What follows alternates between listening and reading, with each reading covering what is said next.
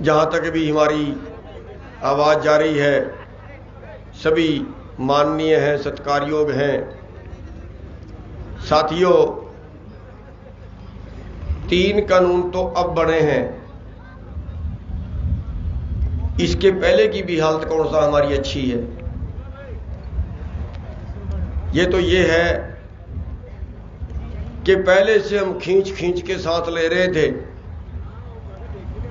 3 कानून और बना दिए, स्ट्रेचर पे चले जाएंगे। 1 कानून और बनेगा, वो हमारी डेथ के वारंट होंगे। जब से देश आजाद हुआ तब से आज तक का आंकड़ा हमें देख लेना चाहिए। कोई कंपनी होती है 3 महीने में हिसाब करती है, कर्मचारी होता है महीने में हिसाब करता है, लेकिन हम खेती करने वाले जब से पैदा हुए हैं तब से आज तक हिसाब ही नहीं किया, चल रहे हैं। देश को आजाद इसलिए करवाया कि हमारे देश को अंग्रेज लूट रहे हैं और लूट लूट के बाहर ले जा रहे हैं। अपने देश को बचाना है, सबको समानता का अधिकार होगा, सब एक जैसे होंगे, सबको सुख सुविधा होगी। लेकिन क्या हो गई? क्या देश लूटने से बच गया? आज वो बाबा रामदेव, वो जो आंख सी बंद बंद करके बात करता था, वो कहता था 400 लाख करोड़ बाहर जमा है, आएगा तो एक एक गांव के हिस्से में 2-2 करोड़ आएगा। और मोदी ने तो उससे भी बड़ा गोला छोड़ दिया कि जो बाहर से पैसा आएगा 15-15 लाख आएगा एक एक हिस्से में। आ गया, चलो आना जाना तो गया भाड़ में। पर हमारा सवाल ये है कि वो पैसा किसका है? क्या वो भी अंग्रेजों ने लूटा या हमारे देश के दुष्टों ने लूटा? अरे वो तो है। आज क्या उत्तम खेती बची? अरे जब उत्तम खेती बची नहीं, जब हमें आजादी का नुकसान हो गया, फिर हम क्यों मरे थे आजादी के लिए? हमने क्यों कुर्बानियां दी थी? अरे जितने देश को आजाद कराने के लिए फांसियों पे चढ़े, उनमें एक पूंजीपति का बेटा दिखा दीजिए, अंबानी अडानी का, टाटा बिरला का एक बेटा दिखा दीजिए। और सारे इन किसानों मजदूरों के तो थे। अरे बन गए राष्ट्रवादी।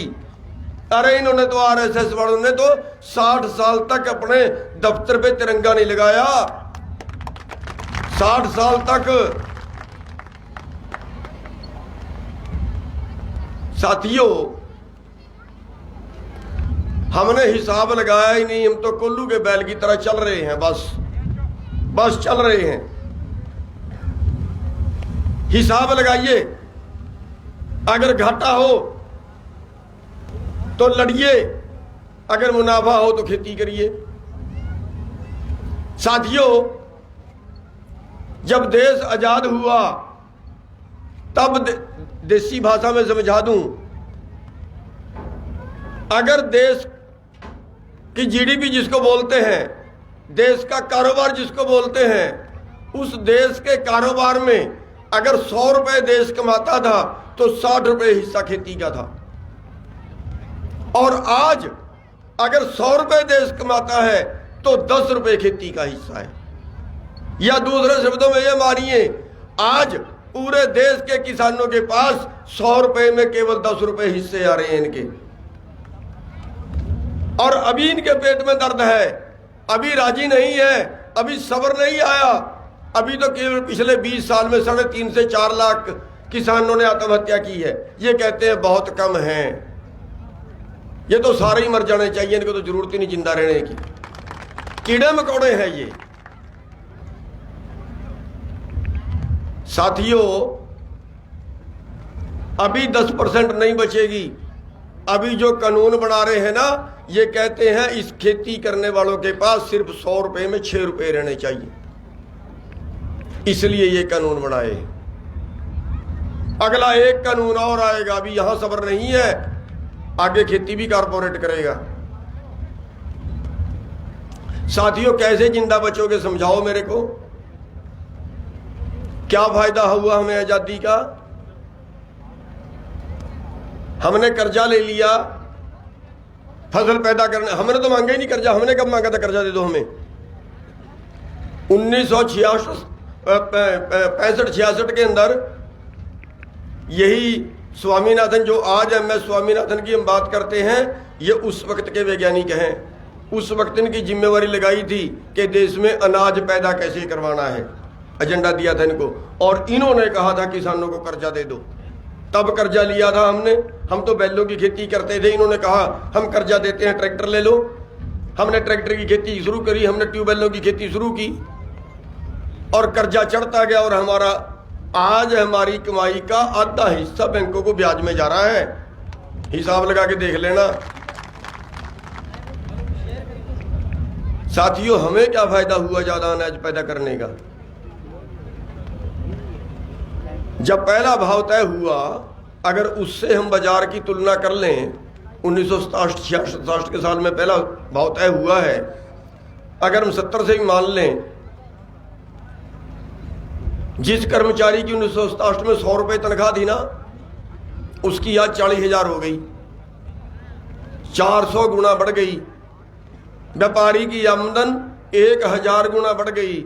लेकिन आपके भाव अगर हम गेहूं से तुलना करें तो 28 गुना बढ़ा है। अगर हम सोने से तुलना करें, सोने के चौगिर्द देश की अर्थव्यवस्था घूमती है। सोना धुरी माना जाता है देश की अर्थव्यवस्था का। 1970 में 2.5 क्विंटल गेहूं का 1 तोड़ा सोना आता था। 184 रुपये भाव था सोने का और 72 रुपये भाव था गेहूं का।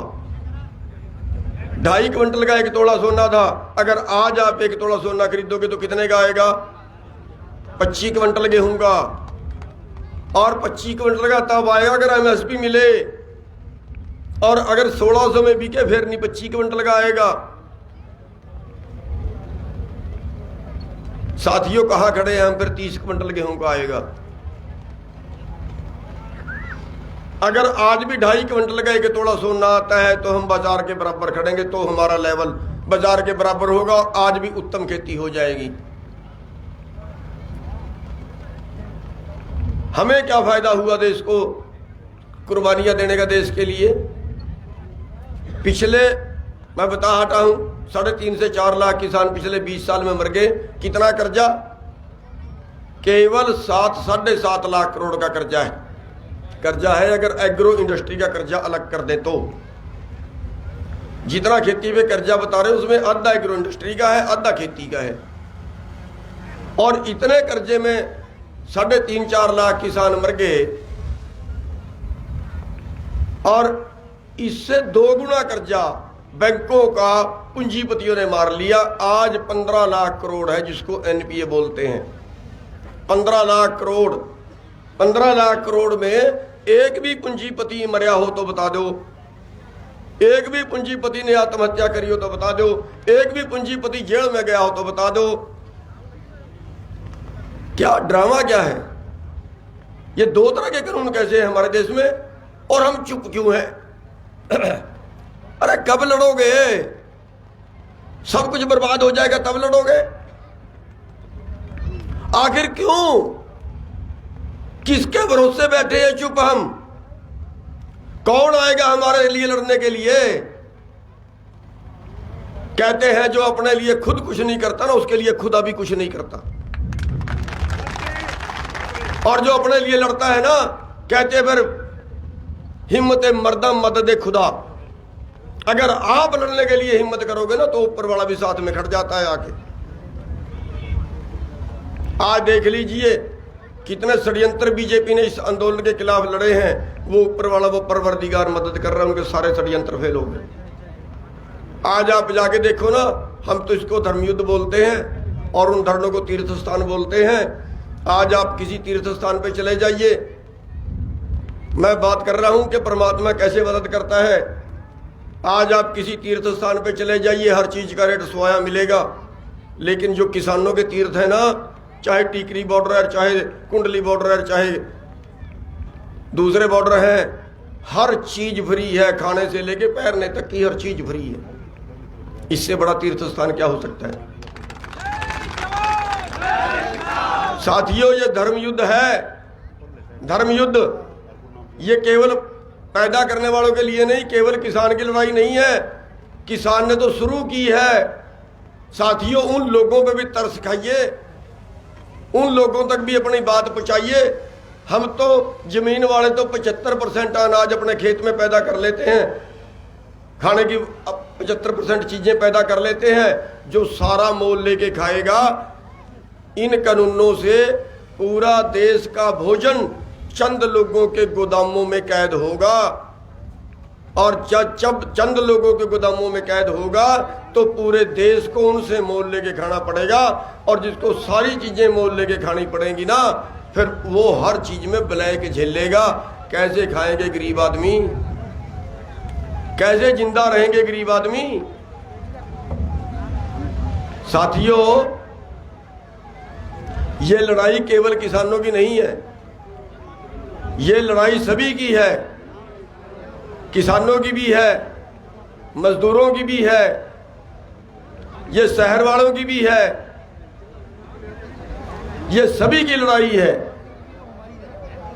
किसानों ने तो केवल शुरू की है। साथियों, आज जो ये कानून बनाए गए हैं ना, ये खेती कानून नहीं है, ये खेती के व्यापार के कानून है।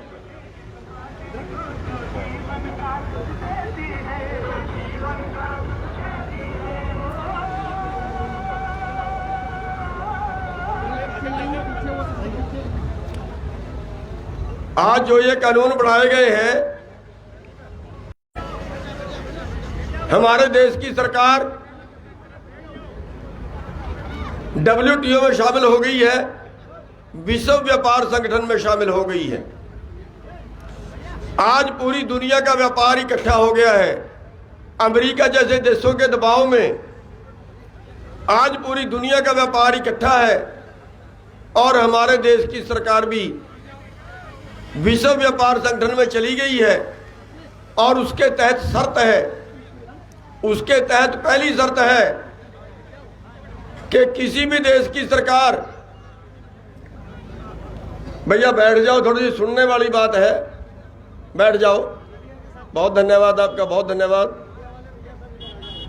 साथियों, आज हमारे देश की सरकार WTO में चली गई है, और उसमें पहली शर्त यह है कि किसी भी देश की सरकार अपने देश के किसानों को वर्ल्ड मार्केट से ज्यादा भाव नहीं दे सकती।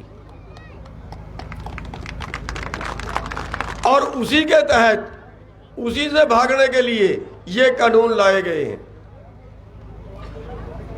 हरियाणा और पंजाब से खरीद बंद करने के लिए शांता कुमार कमेटी ने रिपोर्ट दे दी है, बंद करिए यहां से। साथियों, अगर वर्ल्ड मार्केट का रेट आपको मिलता है तो पिछले साल का गेहूं का रेट 1500 रुपए था, इस साल का गेहूं का रेट 1600 रुपए है, MSP 1975 रुपए है। फिर आपको MSP नहीं मिलेगा। मक्के का रेट 1100 रुपए है, कपास का रेट 4 से 4,500 रुपए है, सरसों का रेट इस बार तो ज्यादा है, पर पिछले साल 3200 से 3500 के बीच रहा। क्या इस भाव पे आप खेती कर पाएंगे? नहीं कर पाओगे, क्योंकि हिंदुस्तान की खेती वर्ल्ड की खेती जैसी नहीं है, दुनिया की खेती जैसी नहीं है। आप अमेरिका की खेती का मुकाबला नहीं कर पाएंगे। आपके पास 5 एकड़ जमीन है, अमेरिका के किसान के पास 5000 एकड़ जमीन है, 20,000 एकड़ जमीन है। अरे वहां खाली जमीन की भी सब्सिडी देनी पड़ती है सरकार को। एक किसान के पास 43 लाख रुपए पर साल की सब्सिडी है अमेरिका के अंदर, 43 लाख पर किसान। हिंदुस्तान की खेती उसका मुकाबला कर पाएगी क्या? अरे जब नहीं कर पाएगी, और ये आंखें मूंद के, आंखें बंद करके इन्होंने WTO पे दस्तखत कर दिए, और उसका रिजल्ट अब जो हमारे सामने आएगा, वो रिजल्ट ये है कि पूरी दुनिया में जहां कम से कम रेट पे मिलेगा, वहां से हमारा व्यापारी खरीदेगा। सरकार बीच से बाहर कोई जो मर्जी पैदा करे कोई जहां से मर्जी खरीदे, कोई जहां से मर्जी बेचे। ये कानून है। अब इन कानूनों के तहत, जैसे केदार जी बता रहे थे, क्या हम अपने चने की ट्राली लेके अमेरिका में जा सकते हैं? नहीं जा सकते। लेकिन अमेरिका वाले अपना जहाज लेके यहां आ सकते हैं, क्योंकि वहां पे 20,000 एकड़ का मालिक है, वो व्यापारी है, वहां की खेती व्यापार है, हिंदुस्तान की खेती रोजगार है। ये अंतर है दोनों में। और साथियों, जब हम उनका मुकाबला कर ही नहीं सकते किसी हालत, तो हमें WTO से बाहर आना पड़ेगा और हमारे पास कोई चारा नहीं है। आज हमारे पास दो चीज है। एक मैंने सवाल और बड़ा अच्छा किया था, जब पीछे वाजपेयी जी की सरकार थी और उस वक्त WTO में साइन किए गए थे, उस वक्त भी हमने बड़ा विरोध किया था। और मैंने एक सवाल रखा था उस वक्त कि अगर पूरी दुनिया का व्यापार खुलता है, किसी देश का व्यापार कोई पूरे दूसरे देश में जाके करे, अगर ऐसा है तो फिर जिस देश के पास जो चीज फालतू है वो दुनिया के दूसरे देश में ले जाके बेचे, तो भैया फिर हमें एक सवाल रख देना चाहिए कि हमारे पास लेबर फालतू है, हमारे पास मजदूर फालतू है, हम अमेरिका में मजदूरी करेंगे, जाके सीमा खोल लीजिए। अरे हम 200 रुपये में मजदूरी करें, अमेरिका में जाके हमें 5,000 मिलेंगे एक दिन काम करने के, तो हम अमेरिका में जाके काम करने के लिए तैयार है। खोल दो ना सीमाएं। फिर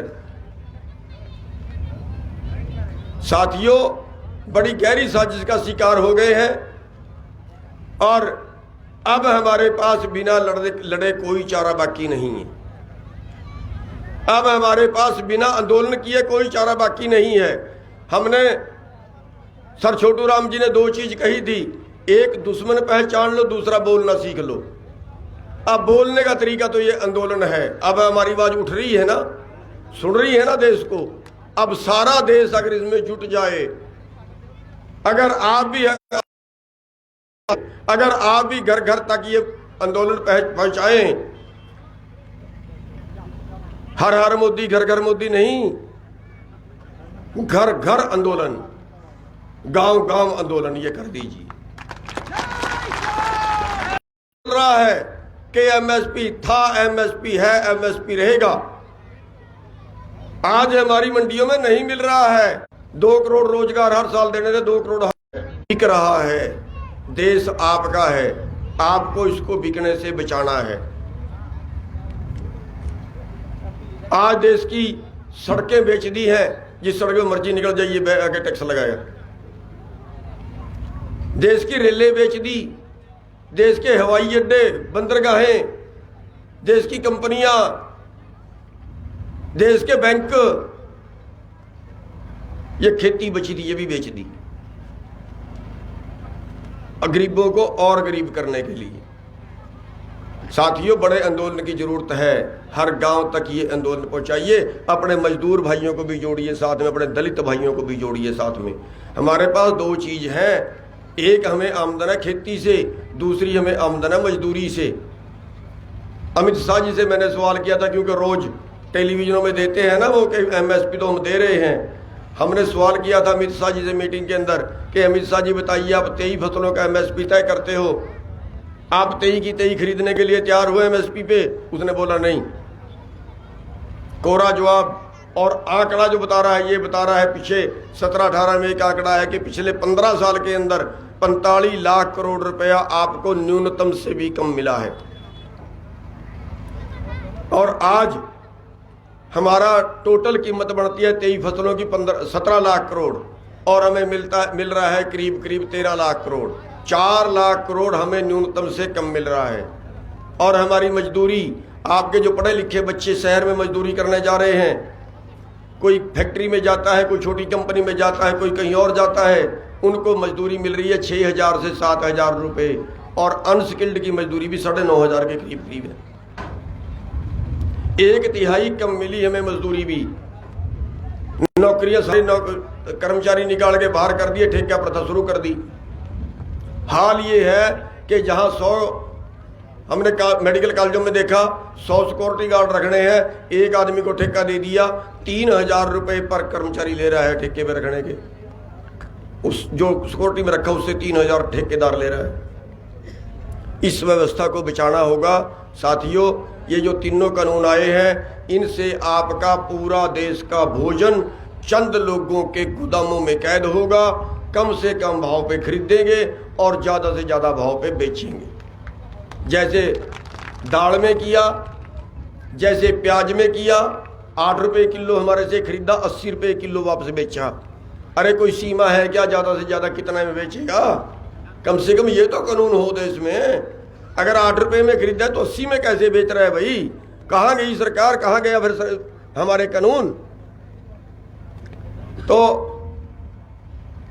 इन सब चीज़ों पे हमें लगाम लगानी होगी और इस आंदोलन को राष्ट्र का आंदोलन, जनता का आंदोलन, जन आंदोलन बनाना होगा। तब जाके कहीं मोदी जी कहते हैं, मोदी जी ने, केंद्रीय मंत्री जो कृषि मंत्री जी हैं, उन्होंने कहा कि भीड़ इकट्ठी करने से कानून नहीं बदले जाते। हम कहते हैं भीड़ जब इकट्ठी हो जाए तो सरकारें बदल जाती हैं।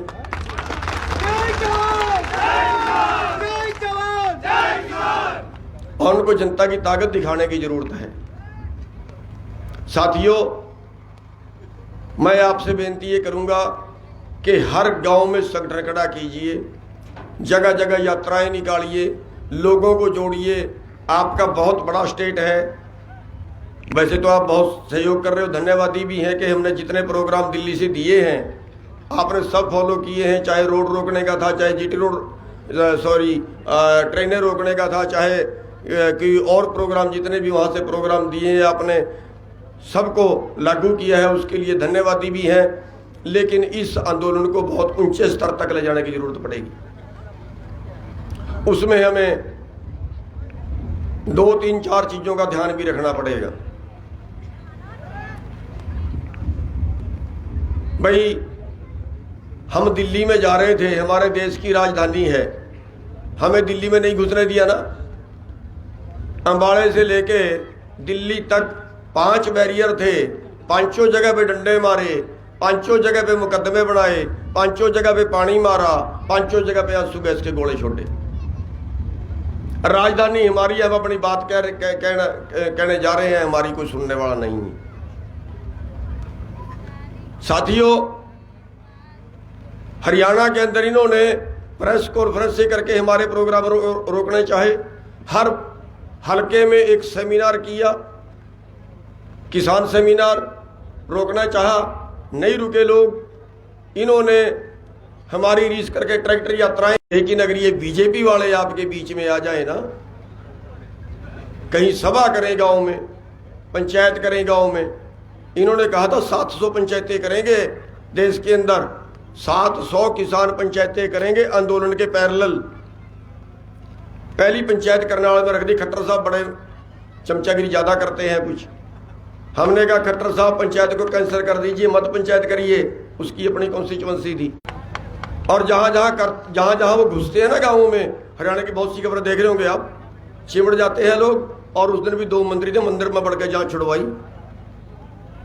साथियों, हम ये नहीं कह रहे कि मारपीट करनी है, लेकिन इनका बहिष्कार तो हर जगह करिए, काले झंडे तो कम से कम हर जगह दिखाइए इनको। हमारे नीतिकार हमारे दोषी हैं। हमारी जो आज के टाइम में सरकार है, जो आज कानून बना रही है, वो हमारी दोषी है। साथियों, ये धर्म युद्ध है। इस धर्म युद्ध के अंदर छोटे को से लेकर बड़े तक सबको साथ देना चाहिए। और जो इस धर्म युद्ध के अंदर साथ ना दे, जो इस धर्म युद्ध के अंदर साथ ना दे, जो इसमें सहयोग ना करे, और कल वो चुनाव में खड़ जाए, किसी का भी हो, कल वो चुनाव में खड़ जाए, एमएलए, चाहे वो पंचायत मेंबर का चुनाव हो और चाहे वो एमपी का चुनाव हो, उसको वोट मत डालना, चाहे किसी को डाल देना। जो समाज का नहीं, जो जनता का नहीं, वो किसी का नहीं। आज हमारा वो है जो हमारे साथ खड़ेगा, आज हमारा वो है जो देश के साथ खड़ेगा, जो समाज के साथ खड़ेगा, आज वो है हमारा। साथियों, कह रहे हैं मोदी और अमित शाह 2 वो है, और आगे 2 उनके चेले हैं, अंबानी और अडानी। लेकिन अब एक और संत जी भी उनके साथ लग गए, जिसको बाबा रामदेव बोलते हैं। अब उसका नाम बदल के लाला रामदेव हो गया है, जो पिछले 2 साल में 45वें स्थान से 5वें स्थान पे आ गया देश के अमीरों में। ले जाएगा कहाँ पता नहीं छड़े के साथ छड़े की ज्यादा वित्रता होती है। क्यों ना औलाद मोदी के पास है ना उसके पास है, अब करेंगे इस पैसे का क्या, समझ नहीं आती मेरे को। साथियों, अंबानी, अडानी और बाबा रामदेव, क्योंकि लड़ाई जनता वर्सेस कारपोरेट की है, इनका सामान नहीं खरीदना, बाकी बाजार में किसी का खरीदो, इनके सामान का बहिष्कार करना। साथियों, बस मैं इतनी सी बेनतियां आपके आगे करने आया था और आपका धन्यवाद भी करना चाहता हूं जो इतनी संख्या में आप इकट्ठे हुए हमारी बात सुनने के लिए। और आपने मध्य प्रदेश के भाइयों ने हर जो भी वहाँ से एजेंडा पास हुआ दिल्ली से, उसको यहाँ पे फॉलो किया है। आपके अति आभारी हैं और आपसे उम्मीद करते हैं कि आप इस आंदोलन को और आगे बढ़ाएंगे। और एक बेनती उसके साथ मैं ये भी करूँगा कि अभी आपकी फसल कट रही है, हमारी फसल अप्रैल में कटेगी, तब तक आपकी कट चुकी होगी, तब तक आप खाली हो चुके होंगे। हम मध्य प्रदेश के भाइयों से ये कहेंगे कि अप्रैल में मोर्चा दिल्ली का आप संभालें।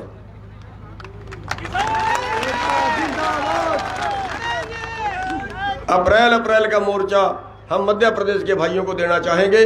सारे आके दिल्ली में बैठ जाइए, लंगर वहां फ्री का चल रहा है, खाने पीने की वहां कोई कमी नहीं है, कपड़े की जरूरत पड़ेगी वो भी वहां मिल जाते हैं। तो साथियों, आपने इतना मान सम्मान दिया, उसके लिए धन्यवादी हैं यहाँ के आयोजकगण, जिन्होंने कई दिन से यहाँ बहुत अच्छा प्रचार करके बहुत अच्छा आप भाइयों को इकट्ठा किया, उनके अति धन्यवादी हैं। यहाँ के सभी हमारे समाज के भाइयों के बहुत बहुत धन्यवादी हैं। एक छोटी सी बात और कहना चाहूँगा कि मजदूर भाई जो दलित भाई हैं, उन भाइयों का साथ में जोड़ना जरूरी है। हमारे में एक ही कमी है कि सरकार जो है, हम मार इसलिए खा रहे हैं, कारपोरेट का मुकाबला कर सकते हैं हम, लेकिन हम मार इसलिए खा रहे हैं कि हम जाति और धर्मों में बटे हुए, और वो तोड़ना आज के टाइम में बहुत जरूरी है। आपस में भाईचारा स्थापित करना बहुत जरूरी है। आप हर गांव में दलित भाइयों की पंचायत करें, हर गांव से दलित भाइयों को साथ में जोड़ें, वो आने के लिए तैयार हैं। हम जाएं और मान सम्मान दें। सब परमात्मा के जीव हैं, परमात्मा ने कोई जाति वाति पैदा नहीं की, हमने आगे बढ़ा ली है। तो यहाँ पे ना हम धर्मों में बंटेंगे ना हम जातियों में बंटेंगे। आज हमारा मुद्दा किसानी का है, आज हमारा मुद्दा देश को बचाने का है, आज हमारा मुद्दा पेट का है। साथियों, एक मैं इसके साथ और अनुरोध करूंगा इन दूरियों को कम करने के लिए। 1 और 1 11 होते हैं, अगर वो भाई हमारे साथ में आ जाए तो सरकार की जान निकल जाएगी। उसके लिए मैं एक सद्भावना के लिए आपके से एक बेनती करूंगा कि एक तो जितने उनके त्यौहार हों, दलितों के त्यौहार हों, आपने जरूर मनाने हैं। जैसे पीछे गुरु रविदास जी की जयंती थी, या 14 अप्रैल को बाबा अंबेडकर साहब जी की जयंती है, आपने धूमधाम से मनानी है। सभी जितने दूसरी जातियों के लोग हैं, कोई जाट है, कोई राजपूत है, कोई ब्राह्मण है, सब अपने घरों में बाबा अंबेडकर साहब जी की फोटो लगाएं, क्योंकि गरीबों के हक में लड़े थे वो, अमीरों के वो भी विरुद्ध थे। और जो हमारे दलित भाई हैं वो सारे अपने अपने घरों में सर छोटू राम की मूर्ति लगाएं, क्योंकि छोटू राम जी भी गरीबों के लिए, मजदूर और किसानों के लिए लड़े थे, अमीरों के वो भी विरुद्ध थे। अगर आपने ऐसा कर लिया तो एक बहुत अच्छी सद्भावना जाएगी। जिन मुद्दों के ऊपर हमें सरकार के पास 2 ही चीजें हैं, जाति के नाम पे लड़वाना है, धर्म के नाम पे लड़वाना। साथियों, आपने मेरी बात सुनी, आपने टाइम दिया, इतनी संख्या में इकट्ठे हुए, आप सबके बहुत बहुत धन्यवाद दिए और उम्मीद करेंगे इस आंदोलन में बढ़ चढ़ कर भाग